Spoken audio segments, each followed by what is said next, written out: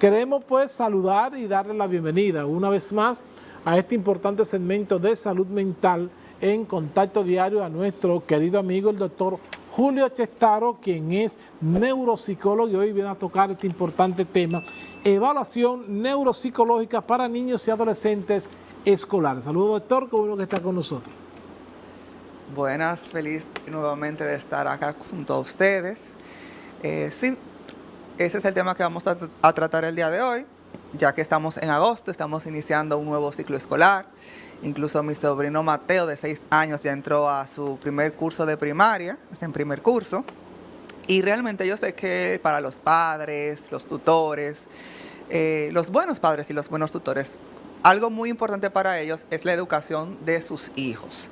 Y la mayoría hace un gran esfuerzo para poder brindarle todas las herramientas posibles para así poder desarrollarse. Entonces, junto con todos estos gastos que a veces se hacen, ¿qué sucede cuando estos niños comienzan a presentar ciertas dificultades en las escuelas? Por ejemplo, a nivel social, que no están rindiendo como antes, que están teniendo problemas de conducta en el curso, que están hablando mucho, se paran mucho y comienzan a ver estas llamadas de alerta de parte de los maestros que están con estos niños.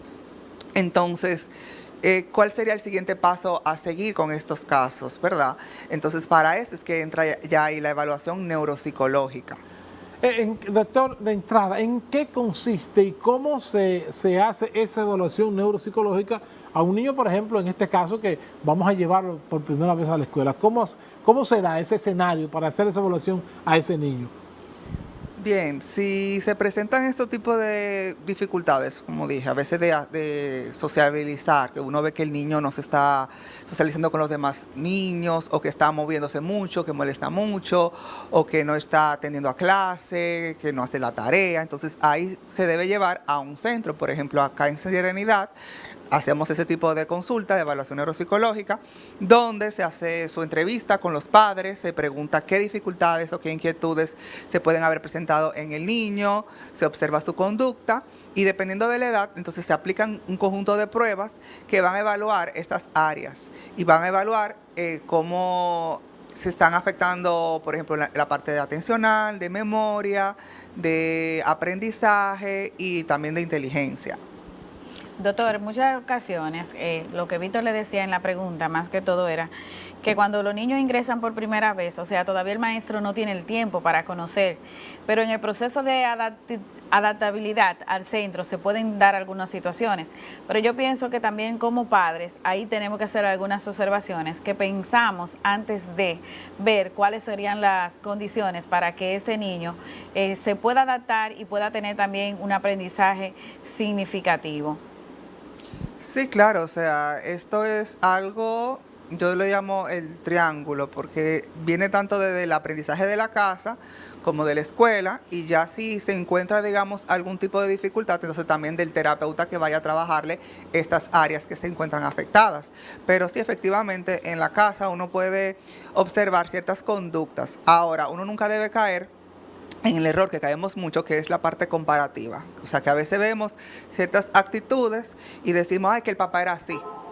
El niño molesta mucho, pero el que el papá era así, mira, está bien. Y en la escuela los docentes dicen que ese es un muchacho imperativo, pero ¿es la hiperactividad un trastorno?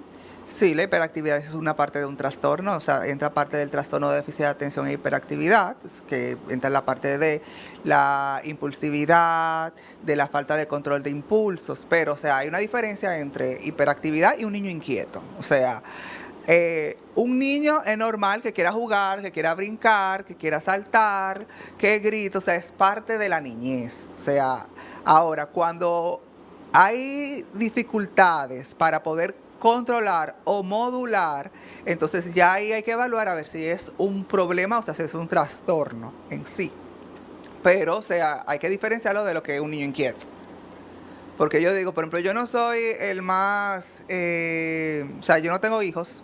Entonces quizá para mí un niño que está sentado y que está brincando, para mí puedo pensar como, ese niño molesta mucho, ese niño hiperactivo, pero realmente no es tan así. O sea, entra mucho también la parte de el cuidador, del maestro, del padre, de qué tanta paciencia tú tienes, para tú poder diferenciar si realmente es una conducta que sería típica de un niño o si es algo que ya está sobrepasando los límites.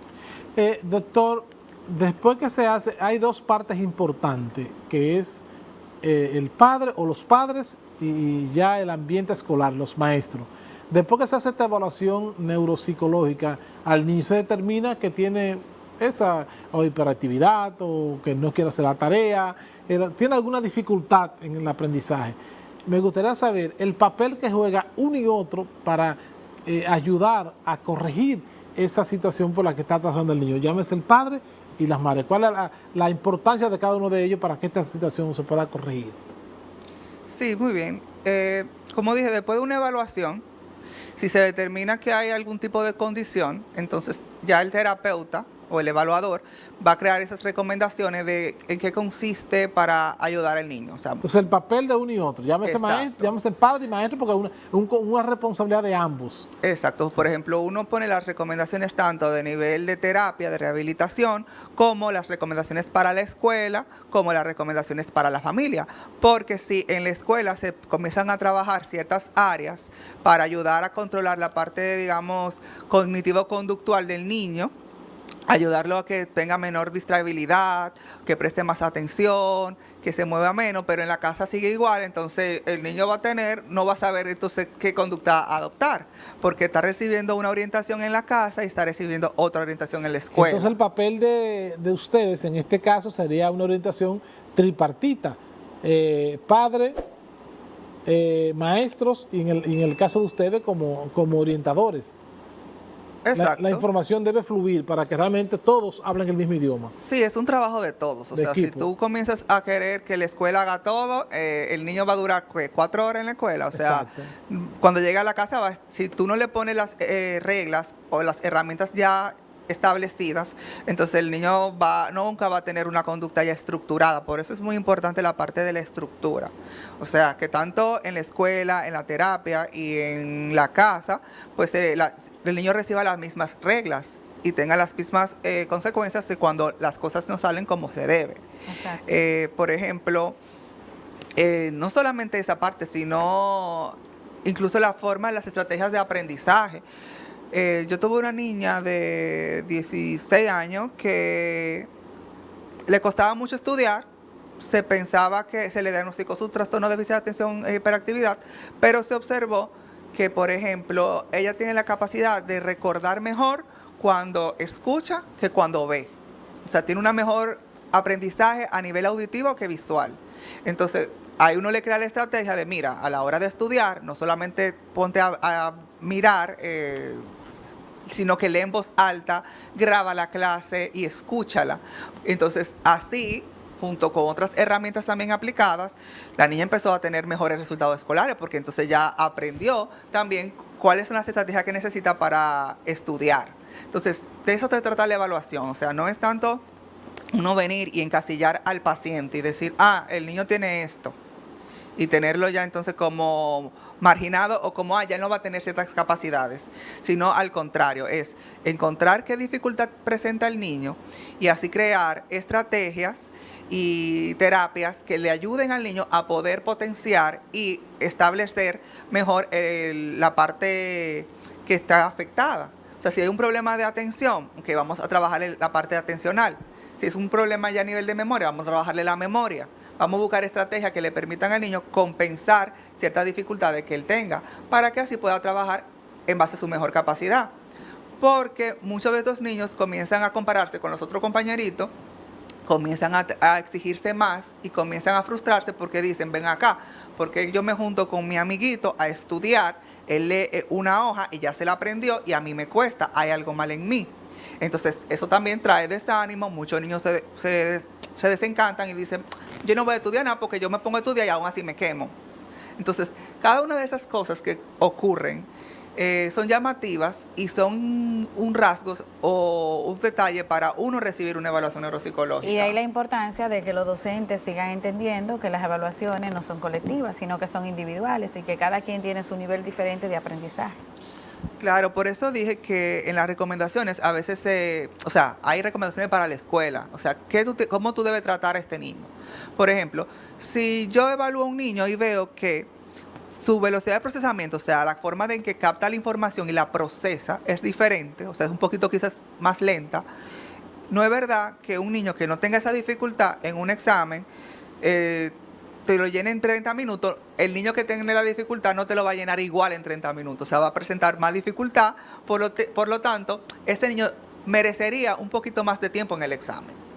Entonces, si un niño se distrae mucho, no me lo ponga al lado de la puerta con 3 amiguitos de él para que se distraiga o se ponga a hablar. Vamos a buscar un lugar estratégico donde el niño pueda prestar más atención o se distraiga menos. Entonces, por eso digo que el fin al final va a ser de la evaluación buscar las herramientas y las estrategias para que el niño pueda funcionar en base a su mejor capacidad. Doctor, en su condición de psicólogo y viendo cómo pasa el tiempo, ¿entiende usted que nosotros como padres hemos evolucionado, hemos creado la conciencia de que realmente la evaluación neuropsicológica en los niños, sobre todo en esta época previo al inicio del año escolar, ha avanzado? O sea, ¿qué tan común es que los padres lleven a sus niños a hacer este tipo de evaluación previo al inicio del año escolar? ¿Hemos creado la conciencia nosotros en el país en su condición de psicólogo? Bueno, como neuropsicólogo, puedo decir que sí ha habido un avance, pero todavía no estamos donde deberíamos estar. O sea, sí se puede decir que muchos padres están más conscientes hoy en día de las dificultades que se pueden presentar. Tú sabes, entra muchas veces el temor de, el trastorno del espectro del autismo, cuando tú lo comparas con quizás el niño con otro niño, si ves dificultades ya más con el TDAH, o sea, hay un poquito más de conocimiento, pero aún así todavía falta más. O sea, una gran cantidad de niños vienen ya por referencia básicamente obligatoria de las escuelas, que dicen, mira, el niño necesita una evaluación sí o sí para permanecer dentro de esta institución. O sea, que es referido ya por la escuela, no es que yo como padre me veo tal vez en el deber, dame por un asunto de salud mental, de hacer una evaluación. No es que sale de mí, sino es ya referido por alguna acción anormal que ve en el comportamiento del niño. Sí, exactamente. O sea, en la gran mayoría de los casos, o sea, como todo en la vida, hay excepción en la regla. O sea, hay muchos padres que sí se preocupan mucho y llevan al niño a evaluación porque entre ellos consideran que hay algo que notan, que consideran que está fuera de lo normal y desean buscar una respuesta. Entonces sí, también está la parte de que hay mucha gente que ya está un poco con conocimiento y está instruida en esto, pero sí la realidad es esa, de que todavía falta mucha educación, de que mucha concientización por la parte que digo. O sea, a veces uno quiere comparar mucho a los niños con los familiares, con el compañerito y dice, no, pero mira el otro niño está peor que el hijo mío, entonces el hijo mío no tiene nada. Entonces hay mucho estigma todavía y temor y sobreprotección en recibir un diagnóstico. Por eso digo que siempre lo más importante, el fin de una evaluación no es encasillar al niño, sino encontrar qué áreas se encuentran afectadas para así entonces buscar la forma de que el niño pueda recibir la atención y pueda funcionar en base a su mejor capacidad. Porque al fin de cuentas va a traer otras dificultades más adelante si un niño no recibe la atención. O sea, va a traer frustración, puede traer trastornos afectivos como la depresión, porque va a cargar mucho al niño. O sea, uno se va a sentir culpable de por qué no funcionó de la manera adecuada. Yo siento que hay algo mal en mí. Y por eso muchos después adultos llegan a la evaluación y dicen, yo quiero evaluarme porque es que yo siento que yo tengo algo. Doctor, pues de verdad que nosotros una vez más agradecidos de que usted haya compartido con nosotros en este importante segmento de salud mental en Contacto Diario. Gracias de verdad por estar con nosotros y sobre todo previo a lo que es el inicio del año escolar con este importante tema. Gracias por estar con nosotros. El doctor Julio Chestaro, del staff de psicólogo de Serenidad Comunidad Terapéutica, compartió con nosotros en esta parte del segmento de salud mental con el tema evaluación neuropsicológica para niños y adolescentes escolares. Víctor Puntiel junto a un equipo de experimentados profesionales, hacen de Contacto Diario la revista matinal más completa de la televisión regional. Entrevistas, análisis, comentarios, reportajes, deportes, farándula y todo el acontecer nacional e internacional. Estás en Contacto Diario de lunes a viernes de 8 a 9:30 de la mañana por el canal 8 de Telenor. Contacto Diario, la revista matinal más completa de la televisión regional.